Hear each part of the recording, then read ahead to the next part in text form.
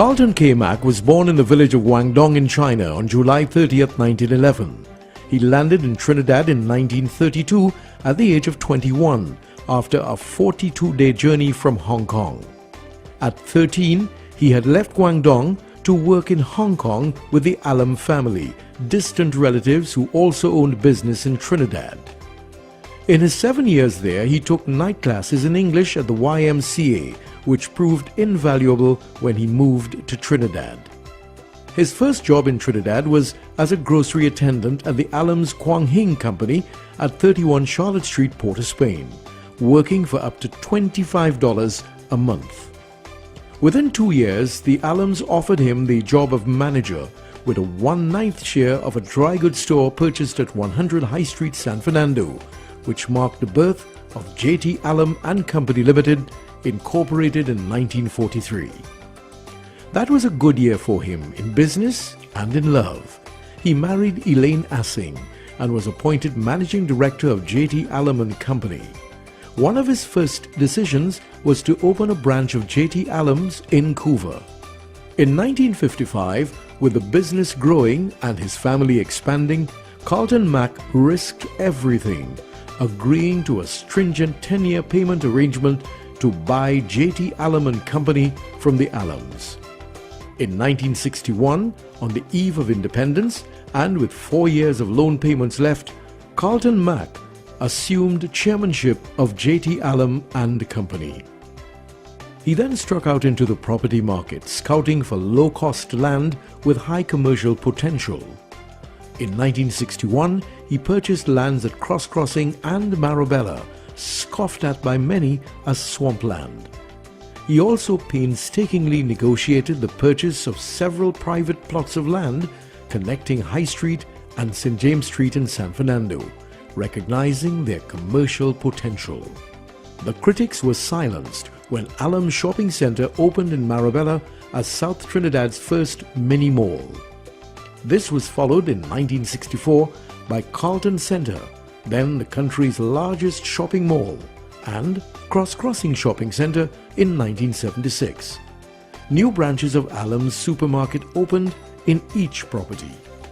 In 1967, Carlton Mack restructured the business, placing the supermarkets under the subsidiary Alum Supermarket Limited, while J.T. Alum and Company focused on real estate.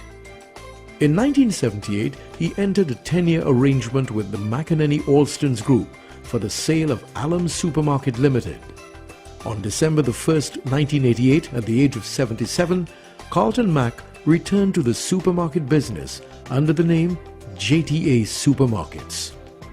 Until his passing at age 84 in April of 1995, he held the reins as chairman of J.T. Alum and Company and JTA Supermarkets Limited. In building the country that had become his home, he never forgot the one he left behind. He made several trips back to China, twice visiting his home village. He was the moving spirit of the China Society in Trinidad and Tobago, which he served as president for 23 years from 1968. Carlton Mack was a founding investor and director in such indigenous institutions as the Point Lisas Industrial Port Development Company Limited, Trinidad Express Newspaper, and Royal Bank of Trinidad and Tobago. He served as president of South Trinidad Chamber of Commerce and on the board of governors of the Academy of Insurance.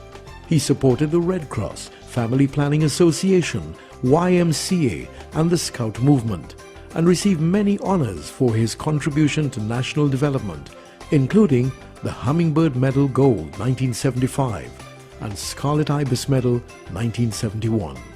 Outside his business, he was passionate about family and farming his 25-acre agricultural holdings at St. Croix in Princestown.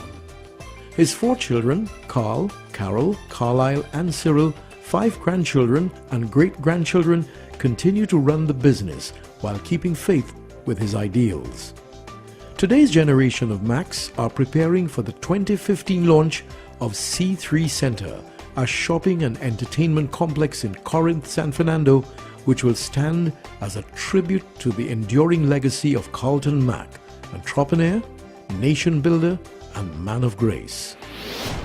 I first met Carlton in 1976 when the Express was just 2 years old. There was a hand-picked board of directors which had been established by Vernon Charles. Carlton Mack was a quiet, unassuming giant of a man. He was an exemplar by any yardstick. What he said, what he did, how he lived. His family, always paramount in his considerations. He has left us so much better for having had him here.